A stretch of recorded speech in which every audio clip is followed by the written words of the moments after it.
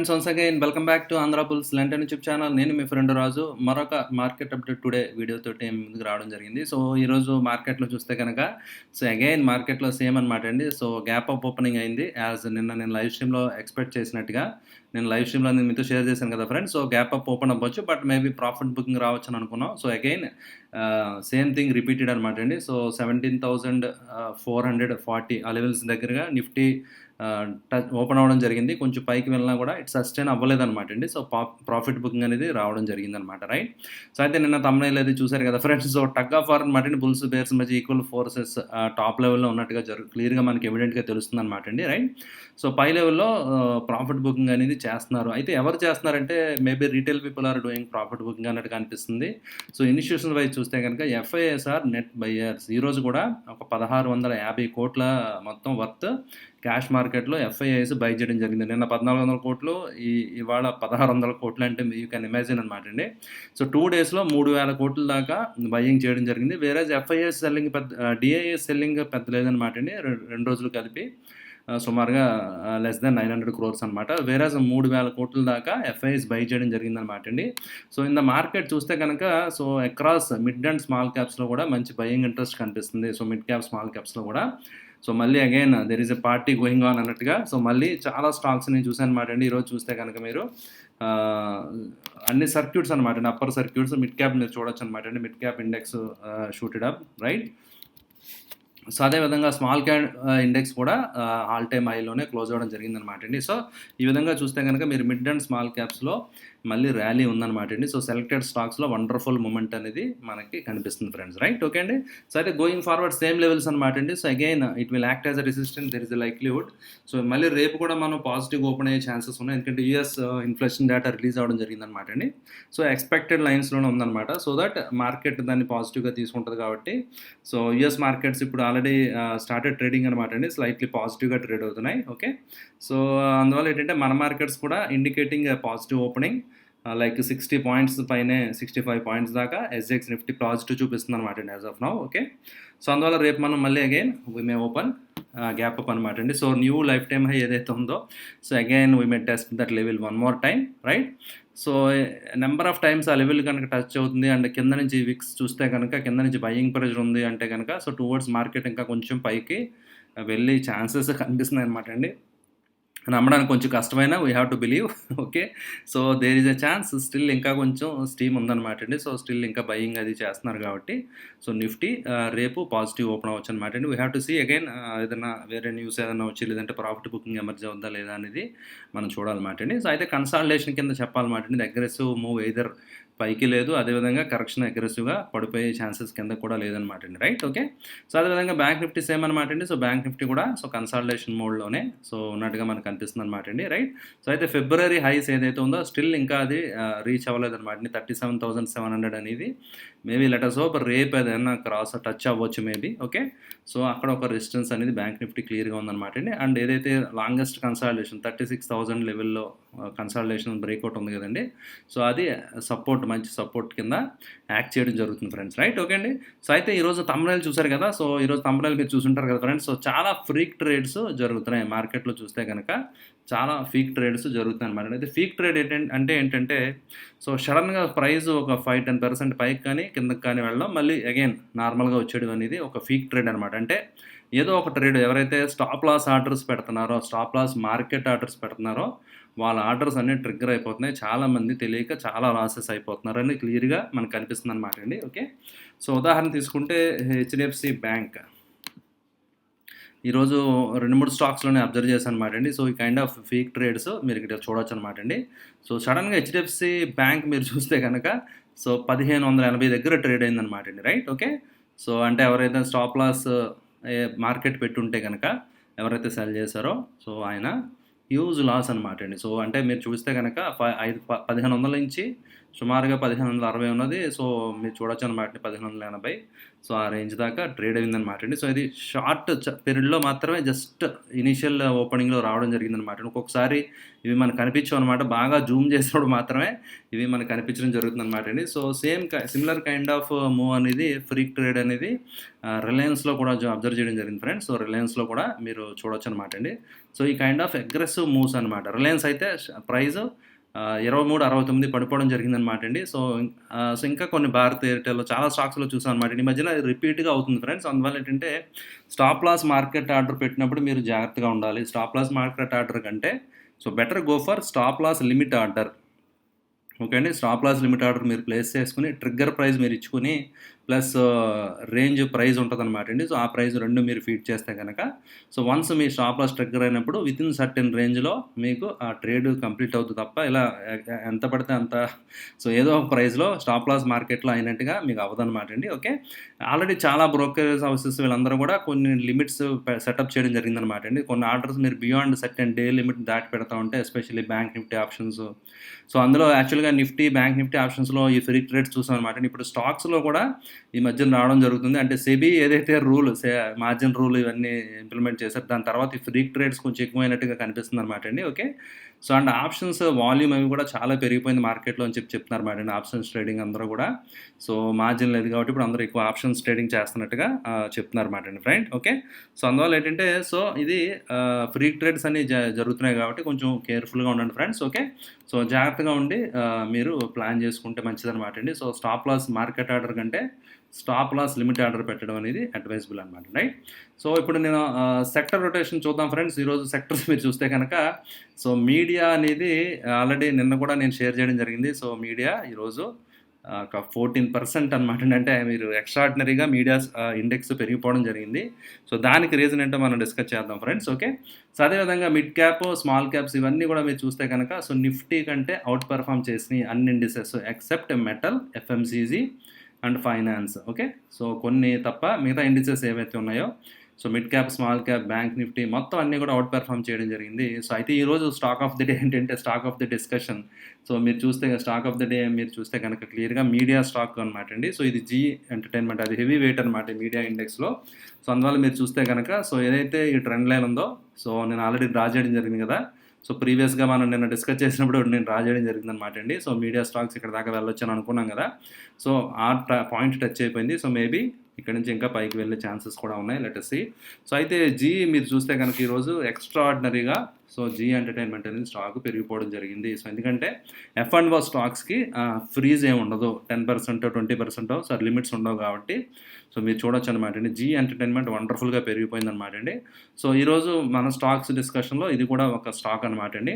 So, it could B a potential multi bagger అనమాట అండి. Management changes కొన్ని జరుగుతున్నాయి అనమాట అండి. సో, అందువల్ల ఫండమెంటల్స్ కొన్ని చేంజ్ అవుతున్నాయి కాబట్టి so, that could be seen as positive. Investors దాన్ని పాజిటివ్‌గా తీసుకున్నారన్నమాట అండి. రైట్. సో, అందువల్ల మీరు చూస్తే కనుక ఆ స్టాక్‌లో మూవ్‌మెంట్ అందుకే అగ్రెసివ్‌గా మనకు క్లియర్‌గా ఇక్కడ ఎవిడెంట్ అనమాట అండి. క్లియర్‌గా కనిపించింది కదా! ఓకే. అయితే యాజ్ అండ్ వెన్ 230, 240 లెవెల్స్‌లోకి వస్తే కనుక వీక్లీ బేసిస్ మీద ఈ వీక్ ఒకవేళ ప్రైస్ ఈ విధంగా క్లోజ్ అయితే కనుక sky is the limit friends. మీరు చూస్తే కనుక జీ ఎంటర్‌టైన్‌మెంట్ అనేది సో, ఫస్ట్ టార్గెట్ వచ్చి 350 నెక్స్ట్ టార్గెట్ వచ్చి 500 అండ్ 600 దాకా కూడా వెళ్ళినా మనం ఆశ్చర్యపోకూడదనమాట అండి. సో, అంటే కొంచెం లాంగర్ టర్మ్ టైమ్ ఫ్రేమ్ అనమాట. మేబీ 3-6 మంత్స్ ఎవరైతే లాంగ్ టర్మ్ హోల్డ్ చేసి ఉంటారో వాళ్ళకనమాట అండి. 6 మంత్స్ ఈవెన్ 1 ఇయర్ పట్టొచ్చనమాట. ఓకే. సో, ఒక డౌన్ ట్రెండ్ ఏదైతే ఉందో clear down trend reversal support తీసుకొని మీరు చూస్తే కనుక సో, స్టాక్ అనేది మీకు అక్కడి నుంచి రివర్సల్ క్లియర్‌గా మనకి మంచి ఒక సపోర్ట్ జోన్ అనమాట అండి. సో, చాలా కాలంగా స్ట్రగుల్ అవుతుందనమాట అండి. ఇప్పుడు రాకెట్ లాంచ్ అవ్వడం జరిగింది ఆల్రెడీ. సో, మీరు చూస్తే కనుక సో, స్టాక్ వండర్‌ఫుల్‌గా పెరిగే ఛాన్సెస్ ఉన్నాయి. బట్ ఆల్రెడీ అబ్రప్ట్‌గా ఒకే రోజు పెరిగింది కాబట్టి let it come down somewhat cool of అయితే గనక రేపు ఏదైనా బయింగ్ ఆపర్చునిటీ ఉంటే గనక సో, 250, 240 రేంజ్‌లో గనక ఓకే. సో, బయింగ్ చేయడానికి మంచి ఎంట్రీ అని నాకు అనిపిస్తుందనమాట అండి. Okay. So, long term view కాబట్టి ఒక 230 లెవెల్స్‌లో వచ్చినా ఇట్ ఈస్ గుడ్ అనమాట అండి. సో, అల్టిమేట్ స్టాప్ లాస్ 160 అనమాట అండి. You are aiming for multi bagger అంటే double the price right.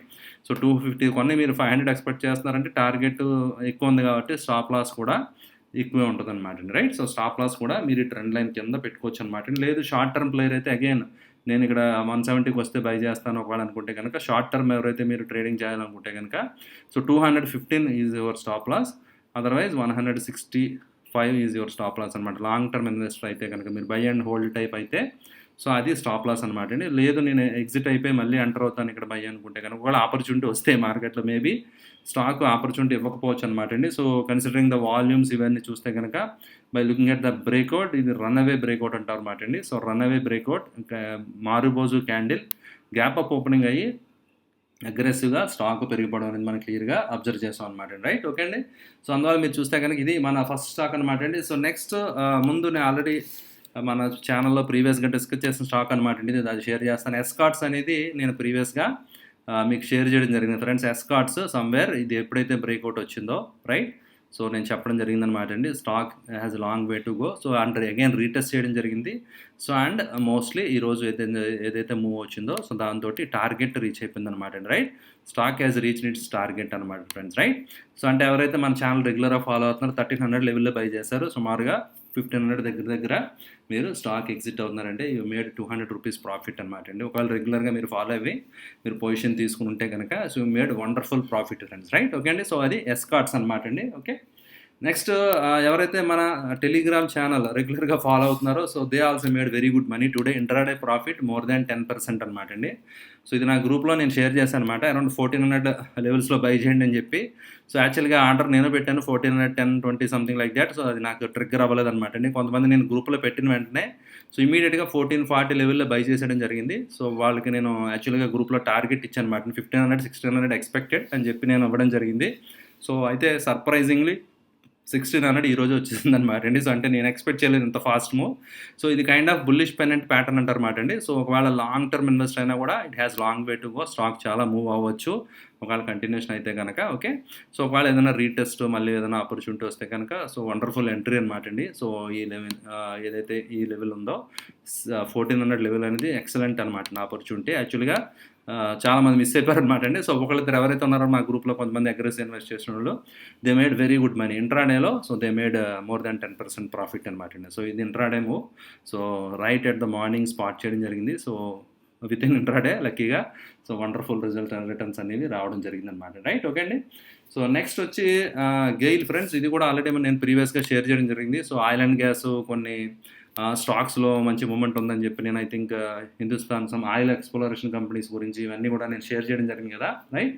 So ఈరోజు గెయిల్ కూడా మళ్ళీ another kind of small confirmation అనమాట అండి. ఒక కైండ్ ఆఫ్ ఛానల్ బ్రేక్అవుట్ అనేది 156 లెవెల్స్లో ఇక్కడ బ్రేక్అవుట్ కనిపించింది విత్ గుడ్ వాల్యూమ్స్ కాబట్టి I'm expecting target around 165 and 170 right. 165, 170 దాకా స్టాక్ వెళ్ళి ఛాన్సెస్ కనిపిస్తుంది అనమాట అండి. రైట్. సో ఇది ఒక స్టాక్ అనమాట అండి. నెక్స్ట్ వచ్చి Vishnu chemicals friends. Vishnu chemicals వచ్చి ఆల్రెడీ ఒక బ్రేక్అవుట్ అనేది అబ్జర్వ్ చేశాను అనమాట. అంటే ఒక కన్సాలిడేషన్ జోన్ ఏదైతే ఉందో 600 నుంచి 700 రేంజ్లో ఏదైతే ఒక కన్సాలిడేషన్ ఉందో ఆ కన్సాలిడేషన్ బాక్స్ అని మనం అనుకుందాం. సో అది బ్రేక్అవుట్ అనేది కనిపించింది. సో ప్రైస్ పెరుగుతుంది along with that volumes also increasing. Right. That is a good sign. అంటే సమ్ బయర్ ఆర్ అగ్రెసివ్ అనమాట అండి. Some buyers are taking positions aggressively. Right. At the all time high stock ఇంకా కొత్త హైస్కి వెళ్ళిపోవడం జరుగుతుంది. So అందువల్ల లైక్ స్మాల్ స్టాప్ లాస్ తోటి లైక్ 700 లెవెల్లో మీరు బై చేశారంటే కనుక 680, 70 స్టాప్ లాస్ పెట్టుకోవచ్చు అనమాట అండి. So you can expect targets even 4 digits దాకా వెళ్ళినా ఆశ్చర్యపోకలేదు అనమాట. సో అయితే short term, medium term, short term target అయితే కనుక 800+ దాకా స్టాక్ విష్ణు కెమికల్స్ వెళ్ళే ఛాన్సెస్ క్లియర్గా కనిపిస్తుంది అనమాట. రైట్. ఓకే. సో ఇది ఒక స్టాక్ అనమాట అండి. సో ఈరోజు ఆల్రెడీ నేను ఒక 3-4 స్టాక్స్ డిస్కస్ చేశాను కదా ఫ్రెండ్స్. సో మీరు అది మీ వాచ్ లిస్ట్లో పెట్టుకోవచ్చు అనమాట అండి. సో వాచ్ లిస్ట్లో పెట్టుకుని మీరు you can go for okay. So taking positions అనమాట friends. Right. Okay. Next last stock అనమాట అండి. So like Zee Entertainment it could be another multi bagger అనమాట అండి. రైట్. సో ఈరోజు 2 మల్టీ బ్యాగర్ స్టాక్స్. ఓకే.